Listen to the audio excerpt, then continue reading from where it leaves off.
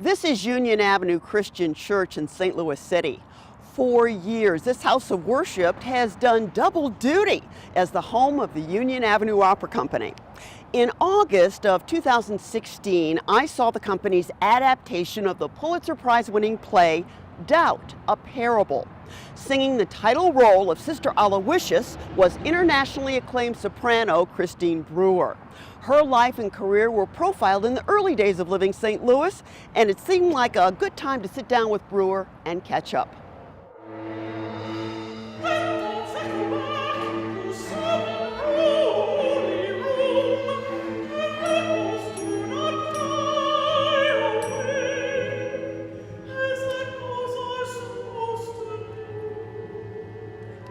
Christine Brewer originated the role of Sister Aloysius with the Minnesota Opera in 2013. The Union Avenue production marked the second staging of the work.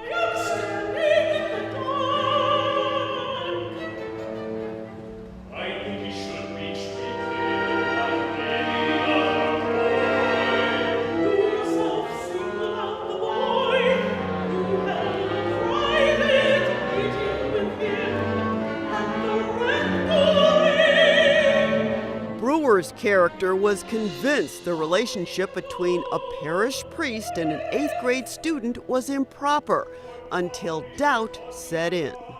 Since I last saw you, I've been singing a lot of nuns' parts. I was at the Lyric Opera in Chicago singing The Sound of Music, and then in St. Louis singing the Dialogues of the Carmelites, and then in Minnesota singing Doubt. So I was 3 different kinds of nuns, 3 different orders. So I had some friends saying, look, are you going to try to tell us something? Are you going to convert or something, you know? But yeah, so I've been traveling, but staying in one place a little bit longer each time. Brewer's versatility is evident in her collaborations with performers outside the world of opera. Artists like soul singer Brian Owens. Keep your courage up. I got my courage. Keep your courage up. Brian and I have sung together in many concerts, and we met in a church in O'Fallon, Illinois, when we were both asked to sing in a program, and we just hit it off, and we realized we both had roots in gospel music, and so we had that common ground of music we could sing together. Brewer recalled when Owens reached out to her during the unrest in Ferguson. At the time, she and her husband were halfway around the world in Australia. I got a text message from Brian, and just as Ross had seen it on the news there, and he said, he calls me Mama Chris. He said, we're fine, Mama Chris, but when you get back, we've got some work to do. And so I told him when I was coming back, and he organized, he did all the work. He organized this big concert on the parking lot of one of the churches in Ferguson, and he had some St. Louis Symphony members there. He had some of his jazz and soul musicians there, and we sang, and he sang, and there was a huge audience. And while this was going on, there was, a lot of rioting and stuff going on elsewhere, a few blocks away. Another friend and collaborator is jazz pianist Peter Martin.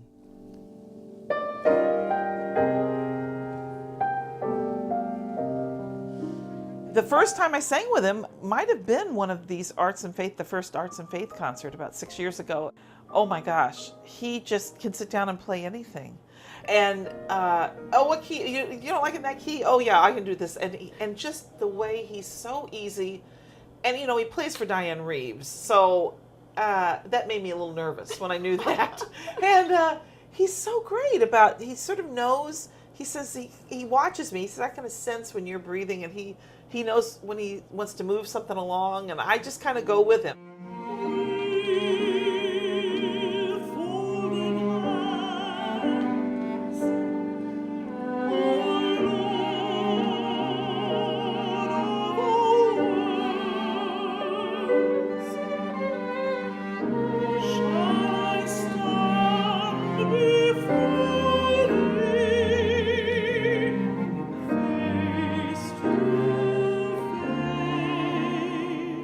those guys make me nervous because I'm so used to having a score and the conductor and everybody, here's how we do it and we're going to rehearse.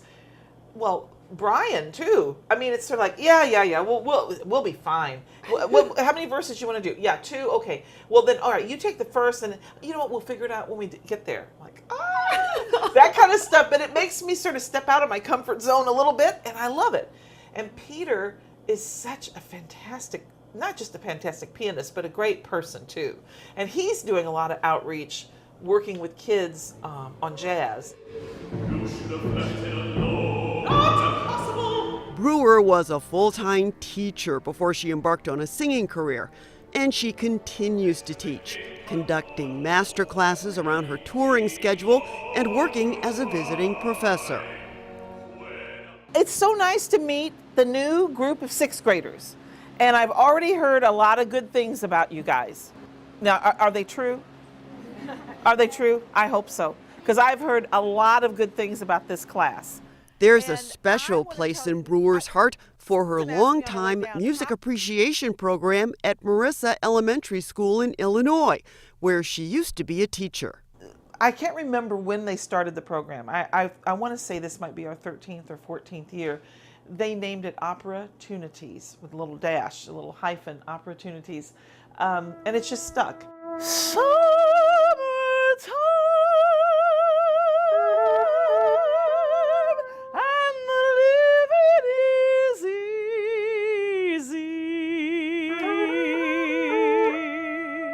And so they've come to the symphony to hear me do rehearsals. David Robertson's always been very kind about letting the kids come into a closed rehearsal. So they're the only guests there, and they're wonderful. And every year I say, okay, this is the best class.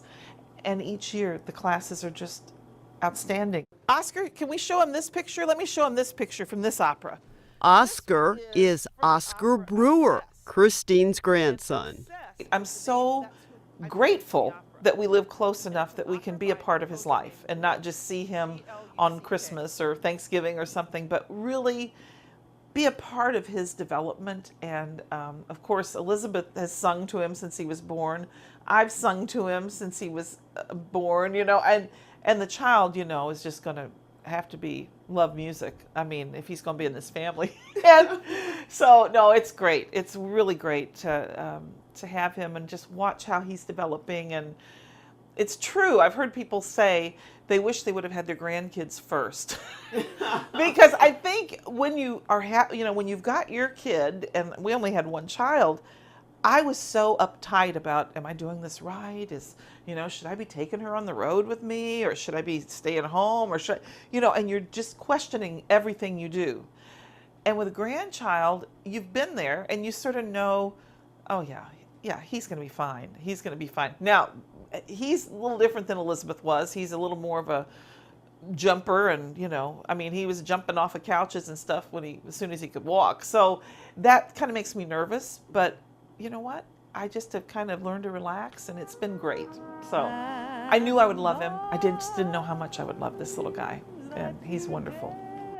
It seems overall you've kind of lived life on your terms. I really have. Yeah. I